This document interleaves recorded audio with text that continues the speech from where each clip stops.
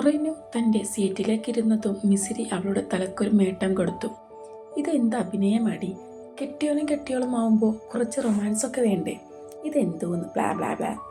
ഞാനായിരുന്നു കിട്ടിയ ചാൻസ് അങ്ങനെ കെട്ടിപ്പിടിച്ചൊരു ഉമ്മ കൊടുത്തേനെ. മിസിരി ചുണ്ടു ചുരുക്കി പറഞ്ഞതും റിനു അവളെ നോക്കി കണ്ണുരുട്ടി. വീണ്ടും ഒരുപാട് പേരെ വിളിച്ചു അവർക്കൊക്കെ പണി കൊടുക്കുന്നത് കാണെ എല്ലാവരും പൊട്ടിച്ചിരിച്ചു. കാരണം അമ്മ അതിൽ പണിയാണ് കിട്ടുന്നതും ചിരിക്കാനൊരു വകയൊരുക്കിയാണ് അവരെല്ലാം പെർഫോമൻസ് ചെയ്യുന്നതും. അങ്ങനെ കാത്തിരുന്നു നമ്മുടെ മിസിരിക്ക് കിട്ടി പണി.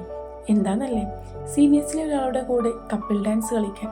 സീനിയേഴ്സിന്റെ പേരെഴുതിയ ബൗളിൽ നിന്ന് അവൾ ഒരു ബിറ്റ് എടുത്തതും അത് കെവി വാങ്ങി തുറന്നു നോക്കി. ഗൈസ്, നമ്മുടെ ഫർഹാൻ എന്ന നമ്മുടെ പാച്ചുവിന്റെ കൂടെയാണ് മിസിരിയെ ഡാൻസ് ചെയ്യാൻ പോകുന്നത്. എല്ലാവരും കൈയടിച്ച് പ്രോത്സാഹിപ്പിച്ചേ. കെവി പറഞ്ഞത് കേട്ട് എല്ലാവരും കൈയടിച്ച് പാസ്സാക്കി. പാച്ചുവിന്റെയും മിസിരിയുടെയും കപ്പിൾ ഡാൻസ് കാണാൻ ചിരിച്ചൊരു വകയായി. സർ, DGPയുടെ ക്യാബിനിലേക്ക് കയറി അവൻ സെല്യൂട്ടടിച്ച് ബഹുമാനത്തോടു കൂടെ അയാൾക്ക് മുമ്പിൽ നിന്നു. ആ സെയിൻ ഇരിക്കും. DGP അൻവർ മുബാറക് പറഞ്ഞത് കേൾക്കെ സെയിൻ അയാൾക്ക് മുമ്പിലുള്ള സീറ്റിലിരുന്ന് തൻ്റെ തൊപ്പി ഒരു ടേബിളിലേക്ക് വെച്ചു. എന്താ പ്രത്യേകിച്ച്? അൻവർ സെയിനെ നോക്കി പിരികമേർത്തി. Who is Assam? ഈ ചോദ്യം ഇന്ന് എന്നെ വല്ലാതെ ബുദ്ധിമുട്ടിക്കുന്നു. ഇതിനൊരു മറുപടി നൽകാൻ സാറിന് പറ്റുമോ? സെയിൻ അൻവറിനെ നോക്കി. നീ പല ദിവസം ഇതേ ചോദ്യം ഉന്നയിച്ചുകൊണ്ട് എൻ്റെ അരികിൽ വന്നിട്ടുണ്ട്. എന്നത്തെയും പോലെ ഇതിനൊരു മറുപടി എൻ്റെ പക്കലില്ലെന്ന് കേൾക്കാൻ എന്തിനാണ് നീ ഇവിടേക്ക് വീണ്ടും വരുന്നത് എന്ന് എനിക്ക് ഇതുവരെ മനസ്സിലായിട്ടില്ല. സാറിനെ അറിയാം, പക്ഷേ സാർ പറയുന്നില്ല എന്നതാണ് സത്യം. കാരണം അവളൊരു പെണ്ണാണ് എന്ന് പിന്നെങ്ങനെ സാർ മനസ്സിലാക്കി? അവളെ അറിയുന്നത് കൊണ്ടല്ലേ അവൾ പെണ്ണാണെന്ന് സാർ ഇത്ര ഉറപ്പിച്ച് പറഞ്ഞത്? സെയിൻ്റെ ചോദ്യം കേൾക്കെ അൻവർ തൻ്റെ സീറ്റിലേക്ക് ചാരി അവനെ നോക്കി. സർ പ്ലീസ്, ഇന്നത്തെയും പോലെ അല്ല ഇന്ന് എൻ്റെ അവസ്ഥ. ആസ ആരാന്ന് ചിക്കി തിരയുകയാണ് എൻ്റെ മനസ്സ്. മറുപടി നൽകാൻ എൻ്റെ പക്കൽ ഒന്നുമില്ല. അതുകൊണ്ട് തന്നെ എനിക്ക് എൻ്റെ ഡ്യൂട്ടിയിൽ പോലും ശ്രദ്ധ പുലർത്താൻ സാധിക്കുന്നില്ല. ദയനീയമായി സെയിൻ പറഞ്ഞതും അൻവർ ഇരുന്നിടത്ത് നിന്ന് എഴുന്നേറ്റ് സെയിൻ്റെ അടുത്തേക്ക് നടന്നു. അവളൊരു പെണ്ണാണ് എന്ന തെളിവ് ഒരിക്കൽ മുഖം മറിച്ച പെണ്ണിനെ ഞാൻ കണ്ടിരുന്നു. അവൾക്ക് കരിനീല കണ്ണാണ് എന്ന് മാത്രമേ എനിക്കറിയൂ. അൻവർ പറഞ്ഞു നിർത്തിയതും കരിനീല കണ്ണ് എന്ന് തന്നെയായിരുന്നു സെയിൻ്റെ ചുണ്ടുകൾ ഉരുവിട്ടുകൊണ്ടിരുന്നത്. പക്ഷേ ആ കണ്ണുകൊണ്ട് എങ്ങനെ അവൾ പെണ്ണാണെന്ന് ഉറപ്പിക്കാൻ സാധിക്കും? നെറ്റി ചുളിച്ച് തന്നെ നോക്കുന്ന സെയിനെ നോക്കി അൻവർ പുഞ്ചിരിച്ചു. ഒരാളുടെ ബോഡി കണ്ടാൽ മനസ്സിലാവും അവർ ആരാണെന്ന്. അൻവറിന്റെ മറുപടി ലഭിച്ചതോടെ സെയിൻ തന്റെ തൊപ്പിയെടുത്ത് തലയിലേക്ക് വെച്ച് അൻവറിന് സല്യൂട്ട് അടിച്ചു ആ ക്യാബിൻ വിട്ടിറങ്ങി. അപ്പോഴും അവന്റെ മനസ്സ് അശാന്തമായിരുന്നു. കാരണം ഏതൊക്കെ ദിവസം ആസ എന്റെ മനസ്സിനെ കുലുക്കിമറിക്കുന്നോ അന്നെല്ലാം അൻവർ സാറിനടുത്ത് പോകുന്നതും ഇതേ ചോദ്യവും ഉത്തരവും ആവർത്തിക്കുന്നതും പതിവാണ്. അവൾക്ക് കരിനീല കണ്ണാണ് എന്നും അവളൊരു പെണ്ണാണ് എന്നും പല ആവർത്തി അൻവർ സാർ തനിക്ക് പറഞ്ഞു തന്നതാണ്. എന്നാലും മനസ്സിൽ ആസ കയറിക്കൂടുമ്പോൾ സാറിനടുത്തേക്ക് ഓടിച്ചെല്ലാറുള്ളത് തനിക്ക് പതിവാണ്. സെയിൻ നീട്ടി ശ്വാസം വലിച്ചുവിട്ട് തൻ്റെ വാഹനത്തിനടുത്തേക്ക് നടന്നു. Next Ayesha Aira BBA first year. മൈക്കിലൂടെ തൻ്റെ പേര് കേട്ടതും ഐറ നീട്ടി ശ്വാസമെടുത്ത് സ്റ്റേജിലേക്ക് നടന്നു. ഐറമോൾക്കുള്ള പണി ഈ ബൗളിലുണ്ട്, സോ ടേക്ക് ഇറ്റ്. പാച്ചു ഐറക്ക് നേരെ ബൗൾ നീട്ടി പറഞ്ഞതും അവൾ അതിൽ നിന്നൊന്നെടുത്തു. Propose senior. ആ പേപ്പറിലുള്ളത് വായിച്ചുകൊണ്ട് പാച്ചു അക്കുവിനെ നോക്കി. അതിൻ്റെ അർത്ഥം മനസ്സിലായ പോലെ അക്കു സീനിയേഴ്സിൻ്റെ പേരെഴുതിയ ബൗൾ ഐറക്ക് നേരെ നീട്ടി. മുഹമ്മദ് ആദം ഷഹസാദിൽ.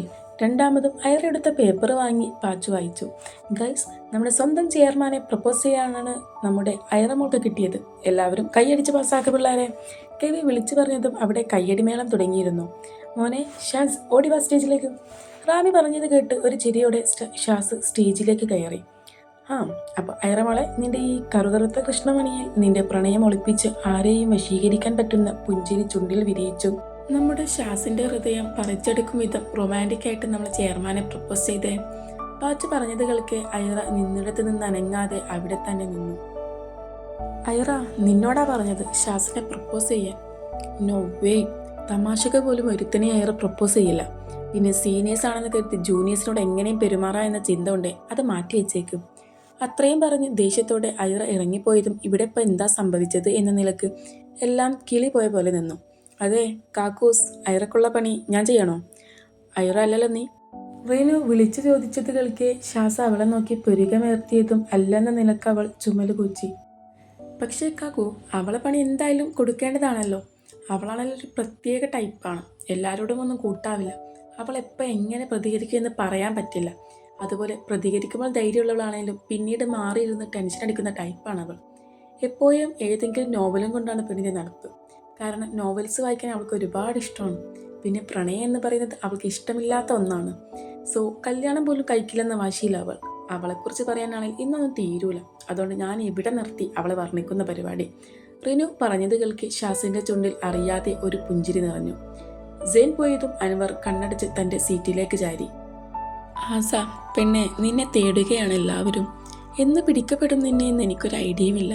ഇടയ്ക്ക് എനിക്ക് മുമ്പിൽ നീളുന്ന സെയിൻ്റെ ചോദ്യം കേൾക്കുമ്പോൾ സത്യങ്ങളെല്ലാം തുറന്നു പറയാമെന്ന് മനസ്സ് വിളിച്ചു പറയാറുണ്ട്. എങ്കിലും നിന്റെ മുഖം ഓർക്കും തോറും ഒന്നും ആരോടും പറയാൻ തോന്നാറില്ല. അൻവർ ഒന്ന് നീട്ടി ശ്വാസം വലിച്ചു വിട്ട് ക്യാബിന് പുറത്തേക്ക് നടന്നു. സെയിൻ ഒന്ന് നിന്നേ. പോലീസ് ജീപ്പിലേക്ക് കയറാൻ നിൽക്കുന്ന സെയിനെ വിളിച്ചുകൊണ്ട് അയാൾ അവൻക്കടുത്തേക്ക് നടന്നു. Yes sir. ഇനി നീ ആസയെ ഓർക്കാൻ കാരണം? അൻവർ സെയിനെ നോക്കി പിരുതി നിർത്തി. ഇന്നലെ ഒരാൾ കോൾ ചെയ്തിരുന്നു, ഒരു പെൺകുട്ടി മിസ്സായിട്ടുണ്ട് എന്ന് പറഞ്ഞുകൊണ്ട്.